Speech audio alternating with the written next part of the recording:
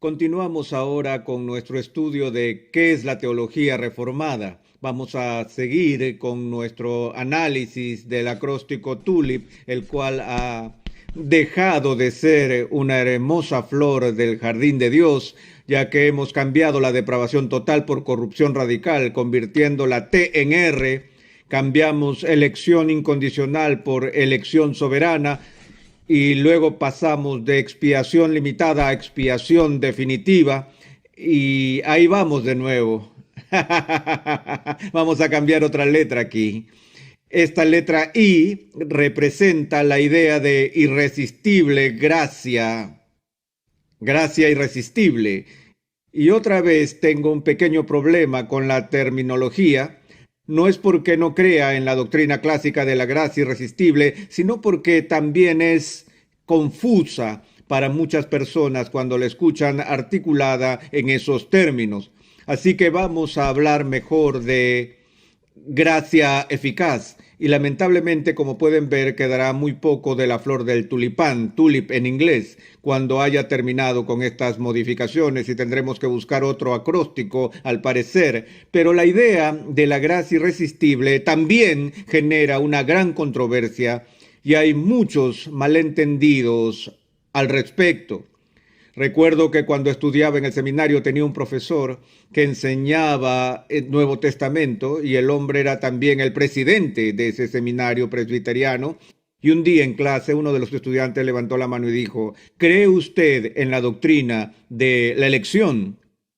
Y el profesor mostró un poco de irritación con tal pregunta y dijo con énfasis que no creía, porque él no creía que Dios llevaba a la gente gritando y pataleando contra su voluntad al reino de Dios, personas que no quieren estar allí, y que al mismo tiempo impedía entrar a otras personas que desesperadamente quieren estar en el reino, y me sorprendió, no solo por ser una distorsión tan grave y una caricaturización de la teología reformada histórica, sino por ser pronunciada por un hombre que debería tener un conocimiento mejor, un hombre que ha estado sumido en las normas confesionales de la iglesia y demás. Pero pensé que si una persona de este nivel en la iglesia, con esta experiencia y educación, tenía esta idea falsa sobre la gracia irresistible, entonces ¿cuántas otras personas estarían también bajo el mismo concepto erróneo? La idea de irresistible insinúa que uno no tiene la posibilidad de poner resistencia alguna a la gracia de Dios. Ahora, amados, la historia de la raza humana es la historia de una resistencia brutal de los seres humanos a la dulzura de la gracia de Dios.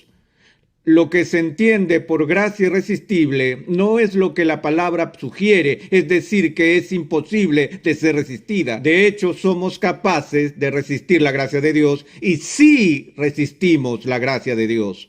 Pero la idea aquí es que a pesar de nuestra resistencia natural a la gracia de Dios, esta gracia de Dios es tan poderosa que tiene la capacidad de superar nuestra resistencia natural a la misma. Es por eso que prefiero el término gracia eficaz en lugar de gracia irresistible, porque esta gracia tiene los efectos irresistibles que Dios pretende realizar con ella. Ahora, lo que estamos realmente buscando en esta controversia es la relación entre la gracia, la obra de Dios, y nuestra respuesta a ella, la relación entre fe y regeneración. De hecho, históricamente, si hay un punto que divida la teología reformada de otras teologías, es el tema de la relación de estas dos ideas. En el pensamiento de la reforma histórica, la idea es esta, que la regeneración precede a la fe. Ahora, permítanme un momento para explicar un matiz sutil de esta palabra. Cuando usamos el término precede, por lo general estamos hablando de algo que viene antes que otra cosa en el tiempo. Es decir, si algo precede a otra cosa en el tiempo, decimos que tiene prioridad temporal. Una cosa sucede y luego, después o más tarde, la otra cosa viene tras de ella. Pero cuando los teólogos hablan con este lenguaje, ya saben que siempre tenemos que disculparnos como teólogos porque andamos confundiendo a la gente. Lo que vemos aquí en esta fórmula con respecto a lo que se llama el orden de la salvación es lo que llamamos prioridad lógica. Prioridad lógica. En este caso, por ejemplo, creemos que la justificación es solo por fe. No decimos que la fe es por la justificación. Sabemos que la justificación es por fe. Ahora, creemos que al momento, el mismo instante que una persona tiene fe, en ese mismo instante Dios lo declara justo en Cristo. Por lo que no existe una diferencia de tiempo entre la presencia de la fe y la presencia de la justificación. En el tiempo son simultáneos.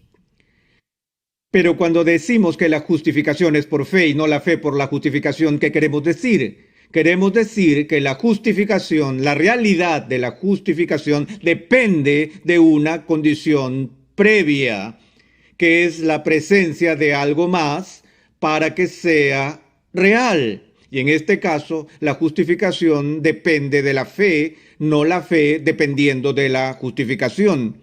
Así que cuando decimos que la regeneración precede a la fe, lo que esto significa es que antes de que una persona ejerza la fe salvadora, antes que crea en Cristo, antes de que ejerza su voluntad para abrazar a Cristo, Dios debe hacer algo por ellos y en ellos para que la fe pueda ser ejercitada. Ahora, es común en nuestra cultura y en nuestros círculos religiosos decir esto, que para que una persona sea regenerada o para nacer de nuevo, todo lo que se necesita para volver a nacer es creer. Así que si usted tiene fe, entonces como resultado de su fe viene a ser una nueva criatura. Usted ahora es regenerado. Usted ahora es una nueva criatura. Y ha nacido de nuevo precisamente porque ha ejercido fe. Anteriormente mencionamos la antigua controversia pelagiana sobre ese concepto arcaico del pecado original que dejó una pequeña isla de justicia en el hombre caído, por la cual el hombre caído todavía se considera que tiene el poder moral de inclinarse él mismo o ella misma para responder positivamente al bien, de elegir a Cristo y cosas así. Que la persona no está muerta en delitos y pecados, que esa metáfora de la Escritura es hiperbólica y que realmente los caídos solo están seriamente enfermos. Ellos han sido debilitados por la caída, pero no hasta el punto de que requieran una renovación, una obra divina de la recreación de su alma para venir a la fe. Esa es la visión semipelagiana, que el hombre caído todavía tiene en su corazón la capacidad de ejercer la fe si Dios lo cautiva, lo incita o de alguna manera lo atrae. Juan refleja las palabras de Jesús en el capítulo 6 de su evangelio, donde Jesús dijo: ninguno puede venir a mí si el Padre que me envió no lo trajere. Y la forma en que muchos cristianos interpretan el texto es diciendo que el traer tiene que ver con el cortejo externo, persuasión, seducción, etcétera, etcétera. Y que Dios da esta atracción influyente a muchas personas. Algunos responden positivamente a esto, otros dicen que no a lo mismo. Así que Dios atrae a todo el mundo presumiblemente con un igual poder de persuasión Y en el análisis final, los que consienten a esa atracción son salvos y aquellos que no lo hacen están perdidos. Una vez tuve un debate sobre este tema en un seminario arminiano en Estados Unidos y tuve un intercambio interesante con el jefe del departamento de Nuevo Testamento cuando él citó este versículo y me apresuré a decirle: ¿sabías que la misma palabra griega que Juan usa aquí se utiliza con frecuencia en otras partes de las Escrituras, en particular en el libro de los Hechos, donde Pablo y Silas son arrastrados a la cárcel? Y le sugerí que la idea allí en el libro de los Hechos no era que el carcelero entró en la celda y que trató de seducir o convencer a Pablo y a Silas para que volvieran tras las rejas. Le dije que no, le dije que la palabra tenía más fuerza que eso, y entonces llamé la atención del estudio lexicográfico de esa palabra griega en el Diccionario Teológico del Nuevo Testamento de Kittel, donde la presentación preferida de la palabra traer es la palabra obligar. Ahora esto cambia todo si tú lees el texto, y Jesús está diciendo que nadie puede venir a mí si el Padre no le obliga. Eso es mucho más fuerte que usar la palabra débil traer, la cual podría dejarse para ser interpretado como el concepto de un tipo de cortejo que es una mera persuasión externa. Y en ese punto de nuestro debate, el profesor dio una vuelta de tortilla que no me esperaba. Él me dijo: sí, pero ¿sabías que la misma palabra griega es utilizada en uno de los poemas griegos? Y mencionó una cita de Eurípides o alguien más, no me acuerdo, donde se utilizó el verbo para la acción de sacar agua de un pozo. Y él me miró triunfante y dijo: doctor Sproul, él dijo, tú no obligas al agua a salir de un pozo, ¿verdad? Y yo dije: no, señor, no lo hago. Me atrapó y confieso que no sabía de esa referencia en el idioma griego. Le dije: pero ¿cómo hace usted para sacar agua de un pozo? ¿Acaso se para en la parte superior del pozo y llama: ven agua, agua, agua? ¿Tratas de persuadirla, seducirla, o tienes que ir con un cubo y tirar de ella?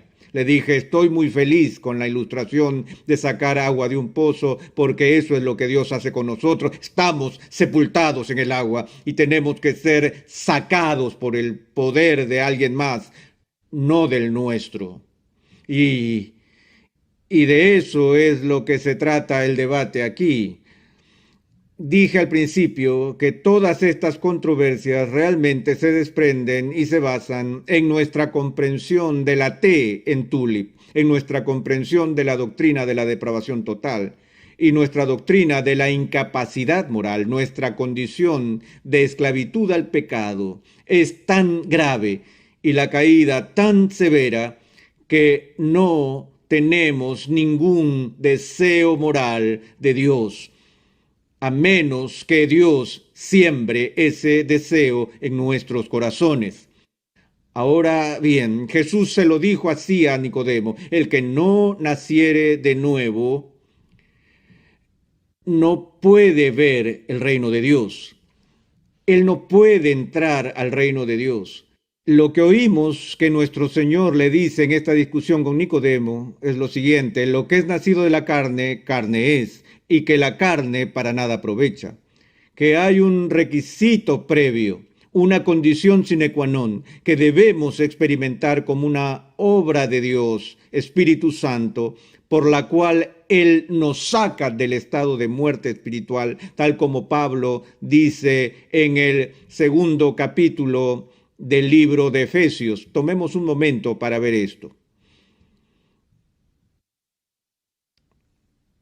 donde Pablo dice en Efesios capítulo 2, versículo 1, y Él os dio vida a vosotros cuando estabais muertos en vuestros delitos y pecados, en los cuales anduvisteis en otro tiempo siguiendo la corriente de este mundo, conforme al príncipe de la potestad del aire, el espíritu que ahora opera en los hijos de desobediencia, entre los cuales también todos nosotros vivimos en otro tiempo en los deseos de nuestra carne, haciendo la voluntad de la carne y de los pensamientos, y éramos por naturaleza hijos de ira, lo mismo que los demás.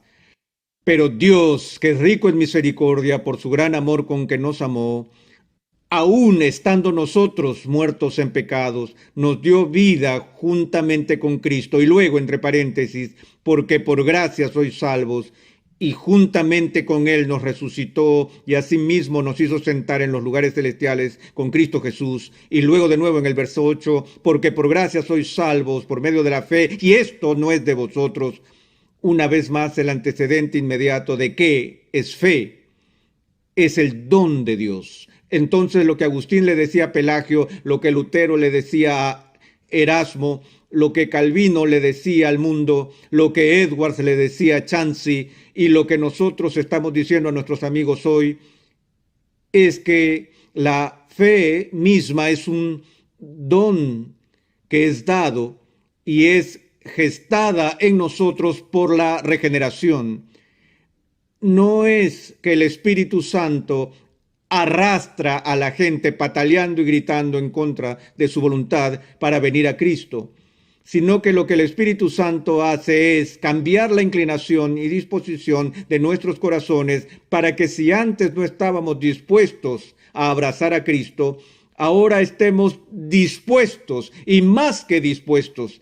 De hecho, no somos arrastrados a Cristo, corremos a Cristo y nos abrazamos a Él con alegría porque el Espíritu ha cambiado nuestros corazones. Y ese corazón ya no es un corazón de piedra que es indiferente a los mandamientos de Dios y a las invitaciones del Evangelio, sino que Dios derrite la dureza de nuestros corazones cuando Él nos hace nuevas criaturas que estando muertos, el Espíritu Santo nos resucita de la muerte espiritual, para que vayamos a Cristo porque queremos ir a Cristo.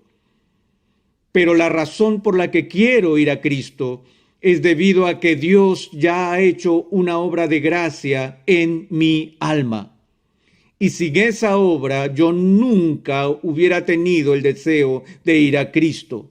Por eso decimos que la regeneración precede a la fe. También creemos en el pensamiento reformado de que la regeneración es monergista.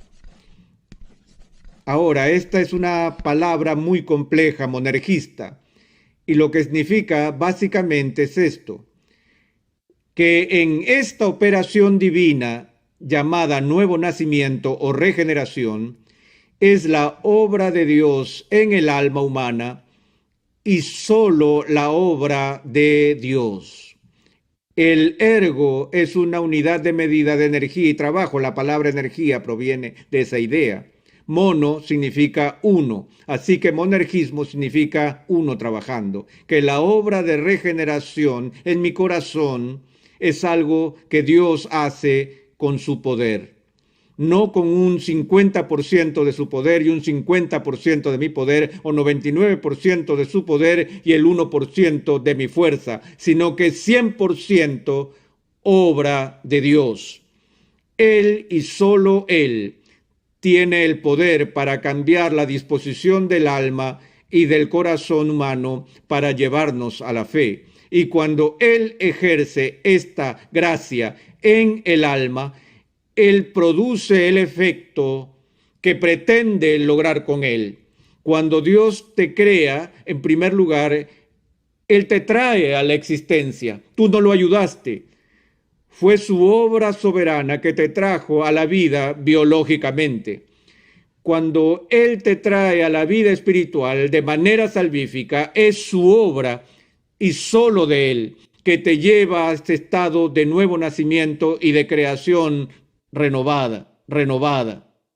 Y por lo tanto, llamamos a esto gracia eficaz. Es gracia que funciona, es gracia que trae consigo lo que Dios quiere que ocurra. Permítanme leer un pasaje que se encuentra en el histórico ensayo introductorio a la edición rebelde de la que es quizá la obra más importante que hizo Lutero, al menos un libro que él creyó que fue su obra más importante sobre la esclavitud de la voluntad. Y esta introducción histórica fue escrita en conjunto por dos hombres, uno de ellos fue J.I. Packer. Justo aquí tenemos un párrafo de esa introducción que me gustaría que escuchen. Dice así: ¿viene nuestra salvación totalmente de Dios o en última instancia depende de algo que hagamos nosotros mismos?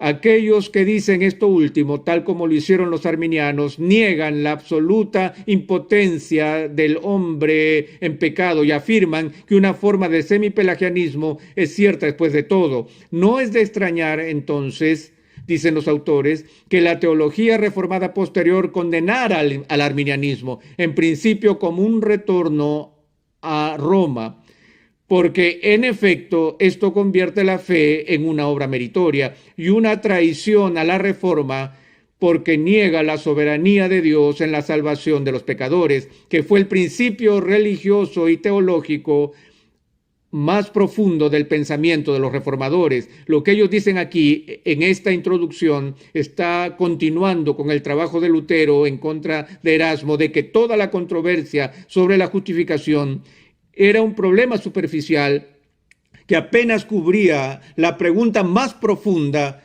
que originó la controversia en primer lugar. Y esa pregunta fue la pregunta de si nuestra salvación es únicamente por la gracia de Dios o no. Y de esto era lo que Lutero fue celoso al hablar en su obra sobre la esclavitud de la voluntad. Si en realidad estamos muertos en delitos y pecados, si de hecho nuestra voluntad está cautiva por los deseos de nuestra carne, y que sí necesitamos ser liberados de nuestra propia carne a fin de ser salvos, entonces evidentemente en el análisis final la salvación es algo que Dios hace en nosotros y por nosotros, no es algo que de alguna manera hagamos por nosotros mismos.